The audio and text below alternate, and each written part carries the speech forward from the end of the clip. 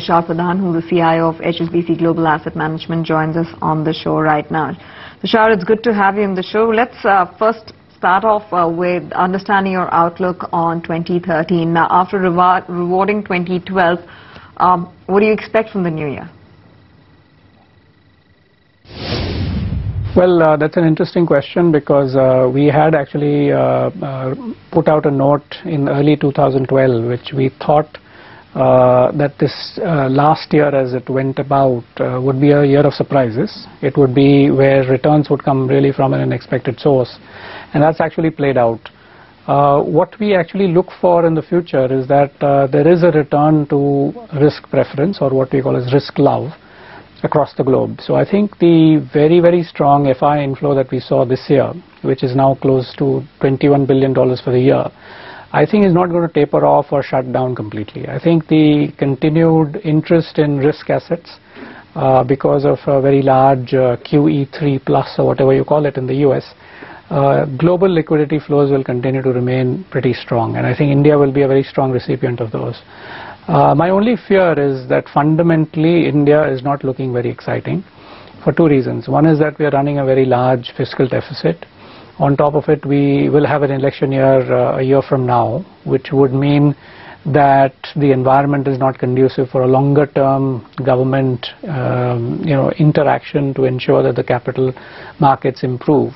So in that sense, we are juxtaposed between a very, very, I would say, enthusiastic global investor and a very, very anemic Indian fundamental situation. So I think if one has to choose, I would go with the money.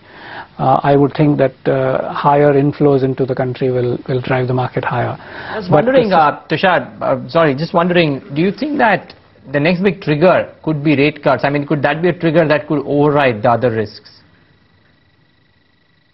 Definitely. I think interest rates going down is going to be a very key trigger. However, we have to understand that we've been expecting a drop in interest rates for some time now. And the reason why the interest rate scenario remains stubborn is because of the fact that we have very high inflation. And in a country like India, if we have very high inflation, the chances of an interest rate cut, the opportunity for that is fairly limited. On top of it, if you have a very high trade deficit and a fiscal deficit, you're overborrowed at the central government level, it becomes very difficult to drop rates. So in that sense, if inflation starts to ease and that leads to a drop in interest rates, I think we will definitely have a very strong rally ahead of us. Where is it then, Tushar, that you're finding value in the market? Is there a tactical shift to the beaten down names where there might be a turn in the earnings cycle? At HSBC, we follow an approach which is how we describe as an approach between valuation and profitability. So what we look for are companies which are sustainably profitable, being available at valuations which are attractive relative to that profitability. So in that sense, we see a lot of value in, as you mentioned, some of these beaten down sectors. So what we have decided to do is to take a balanced approach. We clearly understand that free cash flow generation, very sustainable businesses such as in the consumer space, will continue to remain very strong in a country like India. So there is no point in not looking at them at all. However, the opportunity, if the economics change, if the fundamentals have changed, to make money at a very significantly high rate actually exists in these capital goods, engineering, cyclical stocks, where currently they're trading very, very low valuations compared to their book value. The reason obviously is that you look at a very bleak demand environment. You're looking at a situation where we will settle down at between 5.5% to 6% GDP growth next year. So it's all pointing to a very slow scenario. Power, for example, it's not really going anywhere.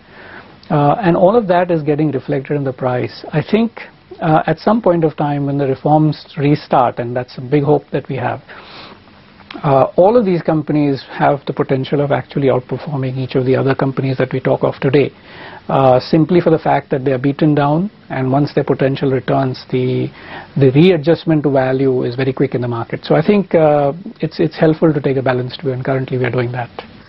So in light of that, Tushar, what would be your top 3 investment themes for the new year? And of course, conversely, what would you avoid? Well, as I said, this is something which may change during the year, but I think there is opportunity in the banking sector, for example, especially public sector banks. They have been beaten down on the fear of asset quality and the deterioration thereof. I think that this is not a very uniform situation. I think some banks might be better off than others, but they all seem to be painted in the same picture at the moment. I think there might be selective value there. I think there might be other construction manufacturing companies which are again beaten down because the lack of faith in the demand environment. I think again companies are different. Individually there might be very interesting companies which now trade at a discount to their intrinsic value because of this perception of lack of growth.